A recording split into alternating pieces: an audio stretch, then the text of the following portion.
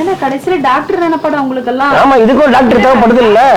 என்ன பாடி கண்டிஷனுக்கு என்ன சரக்கு அடிக்கணும்ன்றது தெரியாம அடிச்சிட்டு இருக்கானுங்க.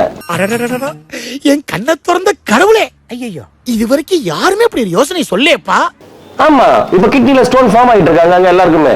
லங்ஸ்ல எஃபெக்ட் ஆகுது, ஃபேட்டி லிவர் வருது. அட பைத்தியமே, இதெல்லாம் தெரியாம குடிக்கிறதால தானே. ஒவ்வொருத்தருக்கு பீர் ஒத்துக்காது, ஒவ்வொருத்தருக்கு பீர் ஒத்துக்கும். அது நான் கண்டுபிடிச்சு சொல்லுவேன்ல. டாக்டரேட் பட்டம் வாங்கிருக்கேன். இந்த பிரச்சனை எல்லாம் வருது, நீ வேற அளவா வேற ஊத்தி கொடுக்க போறியா? நீங்க ஏடா மொத்தமா சாகுறீங்க ஒரு அடியா? நீ கொஞ்சம் கொஞ்சமா சாகுங்கடான்னு சொல்லிட்டு நீ வந்து அளவு கொடுத்து கொலை போக்குற. ராதா, அவங்களுக்கு தெரியல ராதா, நான் சொல்லி தந்ததுனா அதான் தெரியும் உங்களுக்கு. சில பேருக்கு உண்மையிலேயே சொல்லிட்டேன், பீர்ல பிராந்தி மிக்ஸ் பண்ணி அடிக்கவே கூடாது, ஆனா அடிக்கிறானுங்க. அது என்ன ஸ்டோன் ஃபார்ம் ஆகும் போயிட்டு கிட்னில.